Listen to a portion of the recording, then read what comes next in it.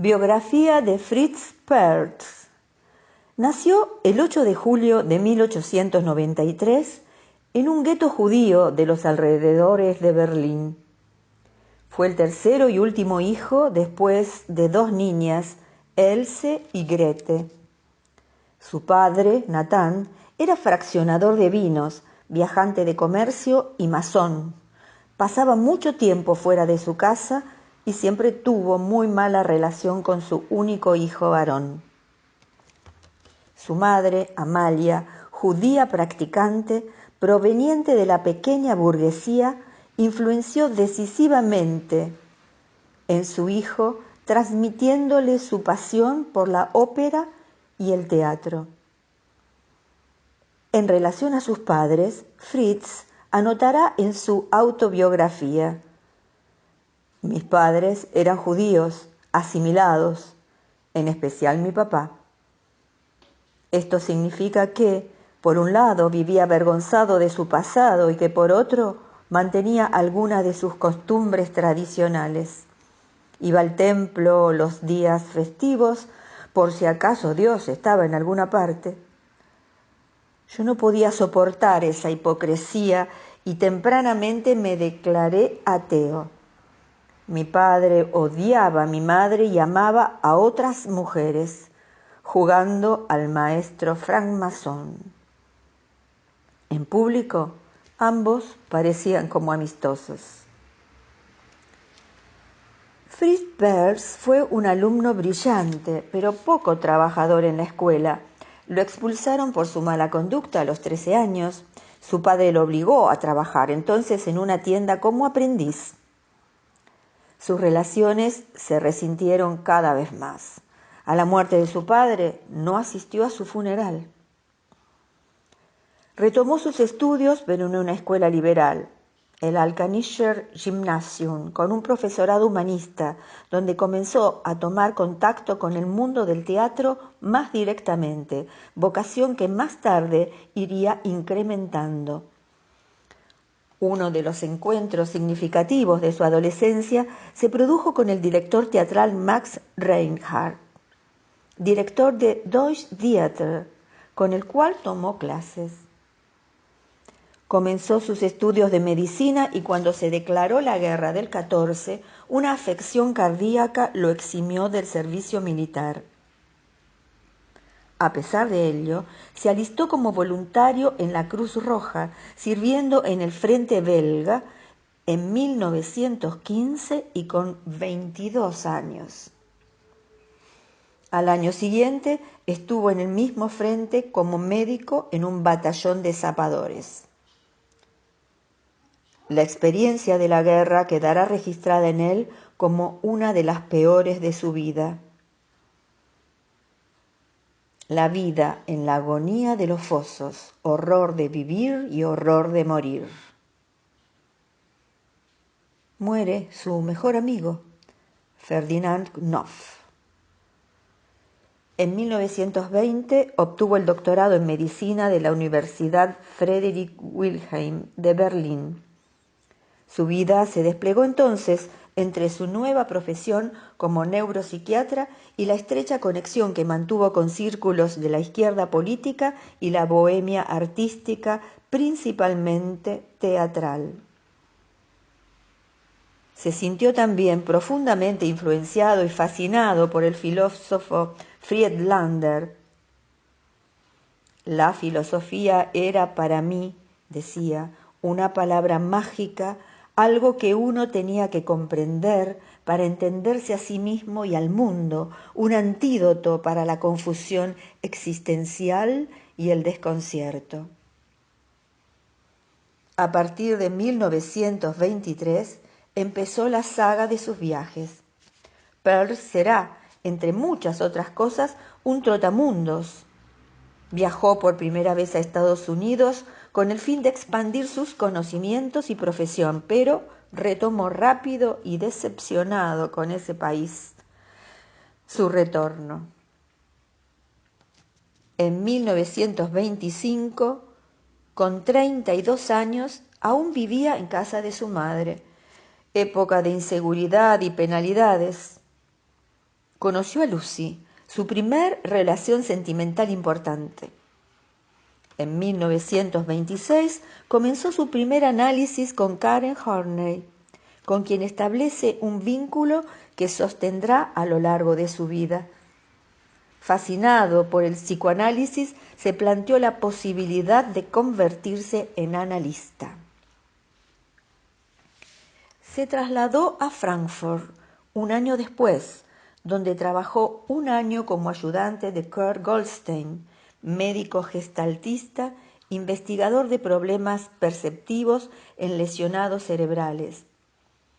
Allí conoció a su futura esposa y estrecha colaboradora, Laure Posner, con quien entablará una larga e ininterrumpida relación profesional y sentimental. Continuó su análisis con una segunda psicoanalista, Clara Happel, y se instaló en Viena para recibir a sus primeros pacientes, supervisado por Helen Deutsch y Hirschman. También tomó una ayudantía en un hospital junto a Wagner Jurek y Paul Schiller. De vuelta a Berlín en 1928, se estableció como psicoanalista, continuando su análisis con Eugen Harnik, psicoanalista húngaro ortodoxo.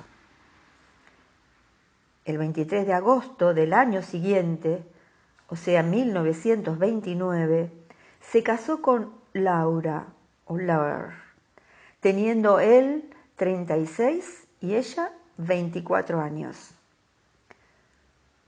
Por consejo de Horney, inició su cuarto análisis, esta vez con Wilhelm Reich, por quien se sentirá entendido y con el que mantendrá admiración y amistad toda su vida.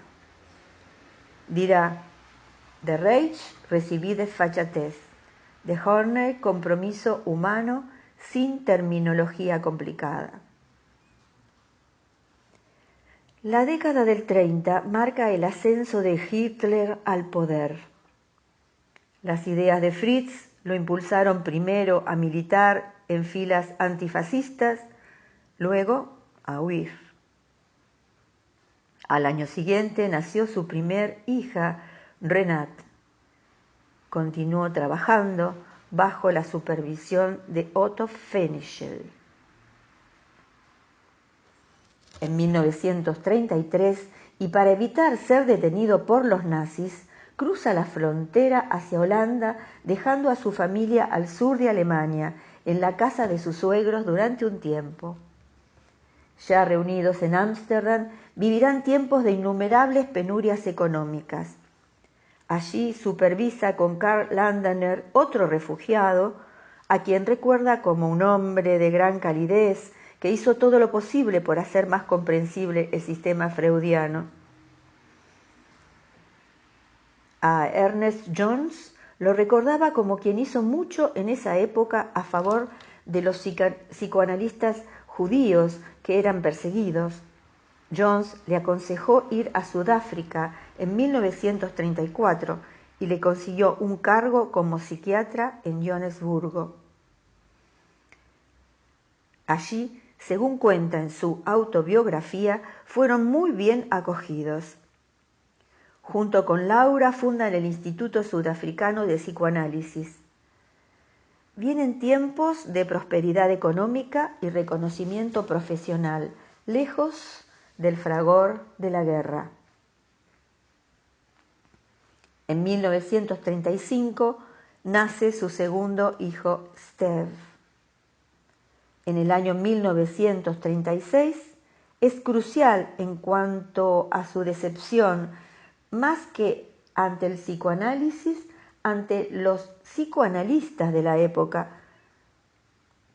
Dirá después: durante años fui un tanto exagerado en mi oposición. Me hacía falta la apreciación por Freud y sus descubrimientos. Luego acude a Checoslovaquia al Congreso Internacional de Psicoanálisis en Marienbad. lleva un trabajo sobre resistencias orales que no será bien recibido. Se suma un encuentro breve y personal con Freud, que después de haber suscitado muchas expectativas en él, resultó frío y distante. Regresa decepcionado. En 1942, Fritz Perls publicó su primera obra, en Durban, Ego, hambre y agresión. En ella, Laura tuvo una participación activa a pesar de que no intervino como coautora.